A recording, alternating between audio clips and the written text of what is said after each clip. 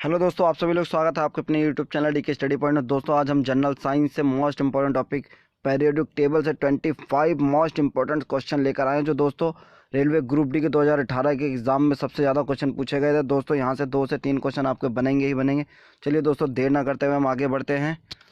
तो आधुनिक आवर्त सारणी में कुल कितने तत्व हैं? आधुनिक आवर्त सारणी में कितने तत्व हैं? 108, 111, 114, 118। तो दोस्तों D is the correct answer आएगा। आधुनिक आवर्त सारणी में 118 तत्व हैं।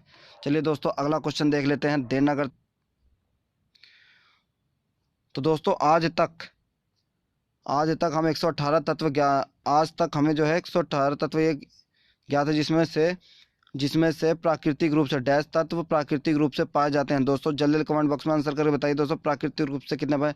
वैसे हालांकि दोस्तों 118 तत्व से ऊपर खोजे जा चुके हैं, लेकिन एनसीईआरटी की बुक्स में अभी हम 118 तत्वों के बारे में ही पढ़ते हैं। तो दोस्तों चलिए हम देख लेते हैं। 98 ये 98 क्वेश्चन आंसर भी इसका करेक्ट आंसर आएगा। क्वेश्चन नंबर 2 का भी इसका करेक्ट आंसर आएगा। दोस्तों 118 तत्वों में 98 प्राकृतिक रूप से और 20 मानव द्वारा निर्मित तत्व हैं। चलिए दोस्तों अगला क्वेश्चन देख लेते हैं। सबसे पहले तत्वों को धातु और अधातु में वर्गीकृत करने का प्रयास किसने किया? Joseph Proust, Lothar, Meyer, Lavoisier, इनमें से कोई नहीं। जल्दी कमेंट बॉक्स में आंसर कर बताइए दोस्तों कि किसने किया था। तो Lavoisier is the correct answer आएगा। C is the correct answer दोस्तों, C is the correct answer. Lavoisier को ही फादर ऑफ केमिस्ट्री कहा जाता है दोस्तों। फादर ऑफ केमिस्ट्री किसे कहा जाता है? लेवोजियर को। ये है लेवोजियर जी। चलिए दोस्तों अगला क्वेश्चन देख लेते हैं। दोस्तों क्वेश्चन नंबर 4, किसने तत्वों के वर्गीकरण के लिए तीन तत्व वाले कुछ समूह को चुना और उन्हें समूहों को त्रिक कहा? जल्दी कमेंट बॉक्स में आंसर कर बताइए दोस्तों, किन्हें त्रिक के नियम की खोज किसने की थी? त्रिक सिद्धांत किसने दिया था दोस्तों? त्रिक सिद्धांत किसने दिया था? Joseph Proust, Lothar Meyer, Lavoisier, Dobereiner. Comment box में आंसर कर बताइए दोस्तों। क्वेश्चन नंबर 4 का D is the correct answer हो जाएगा, डॉबेराइनर। चलिए दोस्तों अगला क्वेश्चन देख लेते हैं। डॉबेराइनर के त्रिक के अनुसार तीनों तत्वों को उनके परमाणु द्रव्यमान के आरोही क्रम में रखने पर बीच वाले तत्व का परमाणु द्रव्यमान अन्य दो तत्वों के परमाणु द्रव्यमान का लगभग डैश होता है। कितना होता है? जल्दी जल्दी बताइए दोस्तों। तो इन्होंने दोस्तों इसका देख लेते हैं correct answer. D is the correct answer जाएगा 5वें का। क्वेश्चन नंबर 5 का D is the correct answer औसत होता है। तो उन्होंने बताया था कि जैसे ये फर्स्ट है और ये थर्ड, इन दोनों का जो है बीच वाला औसत होगा। चलिए दोस्तों अगला देख लेते हैं। डॉबेराइनर ने ज्ञात तत्वों में कितने त्रिक ज्ञात कर लिया था? जल्दी कमेंट बॉक्स में आंसर कर बताइए दोस्तों। क्वेश्चन नंबर 6, तो इसका हो जाएगा सी इज द करेक्ट आंसर, 3। चलिए दोस्तों अगला देख लेते हैं। निम्नलिखित में से कौन डॉबेराइनर द्वारा ज्ञात त्रिक में से एक नहीं है? कौन डॉबेराइनर द्वारा ज्ञात त्रिक में से एक नहीं है? लिथियम, सोडियम, पोटेशियम या फिर कैल्शियम, स्ट्रोंशियम और बेरियम। सी क्लोरीन, ब्रोमीन, आयोडीन। तीनों में से कौन सा? दोस्तों D is the correct answer, ये नहीं है। चलिए दोस्तों अगला देख लेते हैं। यदि डॉबेराइनर के त्रिक का पहला और तीसरा सदस्य फास्फोरस और एंटीमनी है, तो इस त्रिक का दूसरा सदस्य कौन होगा? दोस्तों ये देख लेते हैं हम। ये कह दिया इसने पहला, यदि सदस्य का फास्फोरस और तीसरा जो है एंटीमनी है, तो ये बीच वाला पूछा है। बीच वाला कौन सा है दोस्तों? बीच वाला हो जाएगा आपका arsenic. C is the correct answer, बीच वाला आर्सेनिक। चलिए दोस्तों अगला क्वेश्चन देख लेते हैं। न्यूलैंड्स द्वारा किए गए तत्वों के वर्गीकरण में कुल कितने तत्व विद्वान थे? 51, 55, 56, 60। जल्दी बताइए दोस्तों, कमेंट बॉक्स में आंसर कर बताइए दोस्तों कितने तत्व विद्वान थे। क्वेश्चन नंबर 9 का C is the correct answer, 56, 56। दोस्तों चलिए दोस्तों अगला क्वेश्चन देख लेते हैं। न्यूलैंड्स द्वारा किए गए तत्वों के वर्गीकरण में पहला और अंतिम तत्व क्रमशः कौन से थे? जल्दी बताइए दोस्तों, न्यूलैंड्स द्वारा किए गए तत्वों के वर्गीकरण में पहला और अंतिम तत्व क्रमशः कौन से थे? सोडियम और कैल्शियम, ऑक्सीजन और हाइड्रोजन और प्लूटोनियम, हाइड्रोजन और थोरियम। जल्दी जल्दी बताइए दोस्तों, कमेंट बॉक्स में आंसर करके बताइए दोस्तों, न्यूलैंड्स द्वारा किए गए तत्वों के वर्गीकरण में पहला और अंतिम तत्व क्रमशः कौन से थे? तो दोस्तों क्वेश्चन नंबर 10 का हो जाएगा सही is the D is the correct answer, D सही हो जाएगा। ये हाइड्रोजन और लिथियम। चलिए दोस्तों अगला देख लेते हैं। अष्टक सिद्धांत के अनुसार प्रत्येक 8वें तत्व का गुणधर्म समान होता है। इस सिद्धांत का प्रतिपादन किसने किया था? तो दोस्तों अष्टक सिद्धांत के अनुसार प्रत्येक आठवें तत्व का गुणधर्म एक के समान होता है। इस सिद्धांत का प्रतिपादन किसने किया था? Question mark. Mendeleev, Mosle, Newlands या फिर डॉबेराइनर, किसने किया था? जल्दी दोस्तों कमेंट बॉक्स में आंसर करके बताइए दोस्तों। तो इसका D is the correct answer हो जाएगा। D is the correct answer, Dobereiner. चलिए दोस्तों अगला क्वेश्चन देख लेते हैं।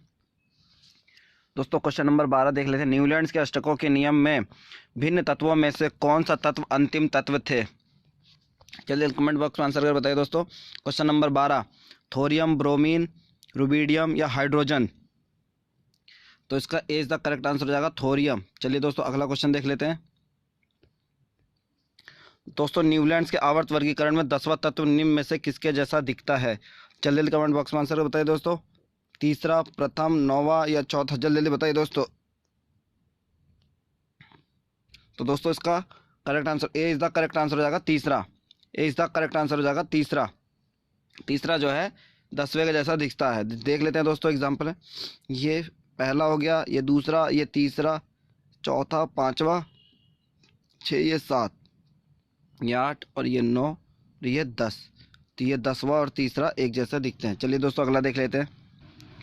न्यूलैंड्स के अष्टकों के नियम में भिन्न तत्वों में से कौन सा तत्व अंतिम तत्व थे? जल्दी बताइए दोस्तों।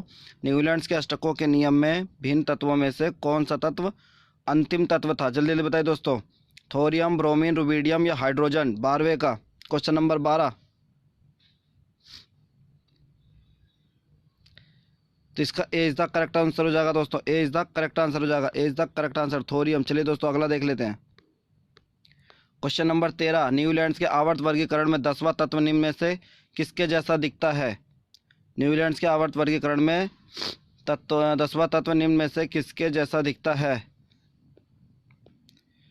क्वेश्चन नंबर 13, तीसरा, प्रथम, नौवां या चौथा? जल्दी बताइए दोस्तों कमेंट बॉक्स में आंसर करके। तो 13 का ए इज द करेक्ट आंसर हो जाएगा तीसरा। चलिए दोस्तों अगला क्वेश्चन देख लेते हैं। लोहा जो कि गुणों में कोबाल्ट और निकल जैसा होता है को इन तत्वों में से बहुत दूर रखा है, यह किसकी कमियों में से एक था? जल्दी बताइए दोस्तों कमेंट बॉक्स में आंसर करके। मैंडलीफ की आवर्त सारणी, न्यूलैंड्स के अष्टक, आधुनिक आवर्त सारणी या डॉबराइनर का त्रिक? तो दोस्तों क्वेश्चन नंबर 14 का B is the correct answer हो जाएगा। B is the correct answer हो जाएगा न्यूलैंड्स का अष्टक नियम। न्यूलैंड्स का अष्टक नियम जो है रखा गया है। चलिए दोस्तों देख लेते हैं अगला क्वेश्चन। निम्नलिखित में से कौन न्यूलैंड्स का अष्टक सिद्धांत की कमी को बताता है? न्यूलैंड्स के अष्टक सिद्धांत को निम्न में से कौन सी कमी बताती है? केवल कैल्शियम तक ही लागू होता है, केवल हल्के तत्वों के लिए ही लागू हो पाया, प्रकृति में केवल 56 तत्वों के ही होने की परिकल्पना थी? तो दोस्तों क्वेश्चन नंबर 15 का D is the correct answer हो जाएगा इनमें से सभी ये सारे। चलिए दोस्तों अगला क्वेश्चन देख लेते हैं। मैंडलीफ की आवर्त सारणी में कितने तत्व मौजूद थे? मैंडलीफ की आवर्त सारणी में कुल कितने तत्व मौजूद थे? 56, 63, 74 या फिर 99? जल्दी बताइए दोस्तों कमेंट बॉक्स में आंसर करके। Question number 16 B is the correct answer. B is the correct answer हो जाएगा दोस्तों 63 B is the correct answer 63। चलिए दोस्तों अगला क्वेश्चन देख लेते हैं। तत्वों के रासायनिक गुण धर्मों का पता लगाने के लिए मैंडलीफ ने किन तत्वों से बने यौगिक पर अपना ध्यान केंद्रित किया? कार्बन और सोडियम, हाइड्रोजन और सोडियम, कार्बन और हाइड्रोजन, हाइड्रोजन और ऑक्सीजन? जल्दी कमेंट बॉक्स में आंसर कर बताइए दोस्तों। Question number 17। तो चलिए दोस्तों 17 का आंसर देख लेते हैं। क्वेश्चन नंबर 17 का D is the correct answer, hydrogen और ऑक्सीजन। चलिए दोस्तों अगला क्वेश्चन देख लेते हैं। मैंडलीफ द्वारा तत्वों के वर्गीकरण के लिए किए गए प्रयासों के संबंध में गलत कथन को चुने। रासायनिक गुणों का पता लगाने के लिए हाइड्रोजन और ऑक्सीजन को चुना क्योंकि वे अत्यंत सक्रिय होते हैं और अधिकांश तत्वों के साथ यौगिक बनाते हैं, या फिर वर्गीकरण के लिए कार्ड का इस्तेमाल करते हैं। हाइड्रोजन और ऑक्सीजन में उन्होंने मुख्यतः हाइड्रोजन और ऑक्साइड बनाया, हाइड्राइड और ऑक्साइड बनाया। परमाणु संख्या उनका मुख्य आधार था। तो जल्दी बताइए दोस्तों कमेंट बॉक्स में आंसर करें दोस्तों। डी का करेक्ट हो जाएगा, जबकि परमाणु संख्या नहीं परमाणु द्रव्यमान उनका आधार था। चलिए दोस्तों अगला क्वेश्चन देख। क्वेश्चन नंबर 19, तत्वों का गुणधर्म उनके परमाणु द्रव्यमान के आवर्त फलन होते हैं, यह किसका सिद्धांत है? यह किसका सिद्धांत है? डॉबराइनर का, जोसेफ प्राउस का या मोसले का या मैंडलीफ का? तो दोस्तों क्वेश्चन नंबर 19 का करेक्ट आंसर हो जाएगा D is the correct answer. D is the correct answer हो जाएगा मैंडलीफ का। चलिए दोस्तों अगला क्वेश्चन देख लेते हैं। क्वेश्चन नंबर 20, तत्वों को उनके परमाणु द्रव्यमान के आधार पर वर्गीकृत करने का श्रेय किसे जाता है? तत्वों को उनके परमाणु द्रव्यमान के आधार पर परमाणु द्रव्यमान के आधार पर किसने बांटा दोस्तों? डाल्टन ने, डॉबराइनर ने, या न्यूलैंड से, ने, मेंडलीफ ने? जल्दी कमेंट बॉक्स में आंसर कर बताइए दोस्तों किसने किया था। क्वेश्चन नंबर 20 का D is the correct answer जाएगा। 20 का डी मेंडलीफ ने जो है परमाणु द्रव्यमान के आधार पर बांटा था। चलिए दोस्तों अगला क्वेश्चन देख लेते हैं। निम्नलिखित में से कौन सा तत्व मेंडलीफ की आवर्त सारणी में ई का एल्यूमिनियम की जगह लेता है? ई का एल्यूमिनियम की जगह लेता कौन लेता है दोस्तों? 21 का C is the correct answer. C is the correct answer gallium. चलिए दोस्तों अगला क्वेश्चन देख लेते हैं। क्वेश्चन नंबर 22, आवर्त सारणी का जनक किसे कहा जाता है? आवर्त सारणी का जनक किसे कहा जाता है? मोसले को, लेवोजियर को, मेंडलीफ को, या नील्स बोर को? जल्दी जल्दी बताइए दोस्तों। क्वेश्चन नंबर 22 का C is the correct answer आएगा। C is the correct answer आएगा। मेंडलीफ ने जो है आवर्त सारणी का जनक कहा था। मेंडलीफ को आवर्त सारणी का जनक कहा था। मेंडलीफ ने आवर्त सारणी खोज की थी दोस्तों। ये अगला क्वेश्चन आ गया question number 23। Question number 23, Mendeleev के मूल आवर्त सारणी में कुल आवर्त और समूह कितने हैं? कुल आवर्त और समूह कितने हैं? जल्दी से बताइए दोस्तों। तो ये जो है आपके आवर्त यानी पीरियड्स हो गए, और ये आपके ग्रुप्स यानी समूह हो गए। तो ग्रुप्स की संख्या कितनी है? 8। आवर्तों की संख्या कितनी है दोस्तों? 6। तो इसका सही आंसर हो जाएगा 6 और 8 यानी 20 द करेक्ट आंसर। चलिए दोस्तों अगला देख लेते हैं। क्वेश्चन नंबर 23, मेंडलीफ के आवर्त सारणी में वर्तमान स्वरूप में कुल कितने आवर्त और वर्ग उपस्थित हैं?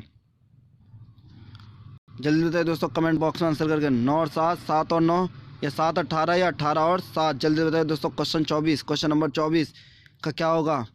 तो क्वेश्चन नंबर 24 का 20 द करेक्ट आंसर हो जाएगा। करेक्ट आंसर हो जाएगा। क्वेश्चन नंबर 7 का जो है ये क्वेश्चन नंबर 24 का 20 द करेक्ट आंसर 7 और 9 हो जाएगा। प्रेजेंट में कितना है?